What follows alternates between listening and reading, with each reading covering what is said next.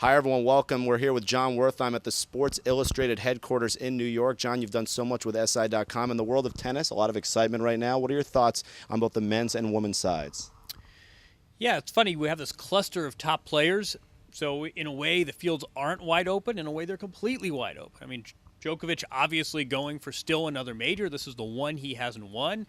Nadal is the guy who's won this event, every time but once since 2005. Those are obviously your favorites on the men's side. Can Federer make one last push? Can some of these surging players of John Isner make a mark?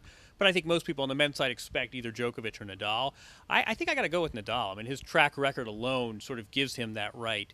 And on the women's side, sort of it's open, but it's not. And I think what's really interesting, obviously a new number one in Victoria Azarenka, but we have these two surging veterans, Sharapova and Serena, both of whom looked very impressive, winning clay court titles going into the French Open. And I think one of those two's got a real chance. Do you think John Isner can win a Grand Slam? Maybe not the French, but do you think he could win a Wimbledon one day or a U.S. Open? I mean, 7 matches is a big ask of anyone. He can play on clay. I mean, remember, this is a guy that pushed Nadal. This is a guy that beat Federer on clay earlier this year in Davis Cup. So I don't think it's crazy. Usually with Americans, we say they can win a major except Paris. I think John Isner is a guy who can actually play there. I mean, I think the staircase between the top 3 and that next tier is pretty significant. I mean, it's a big ask for John Isner, but sort of, I think his age sort of lies. 4 years of college tennis. He's not as old as the 27-28 would indicate. And he's beaten the best players. He really competes. He gives you no rhythm. He's a very unpredictable opponent if you're on the other side of the net. And sure, with his serve and the way he's playing, I mean, I think you've got the big 3, you've got Andy Murray, and then after that, I think John Isner is probably about the 5th best player in the world right now. Can he win 7 matches?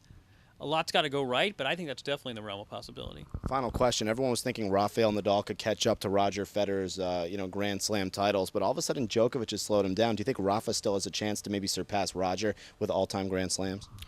I think he's got a chance. I mean, I think you're right. It's sort of like Tiger Woods and Nicklaus, where the math has changed and needs to be recalibrated. I think if Djokovic hadn't come along, this would be really interesting, but Nadal's got to, he's got to solve this Djokovic riddle, and obviously he did it to some extent in Monte Carlo. He needs to do it in a slam.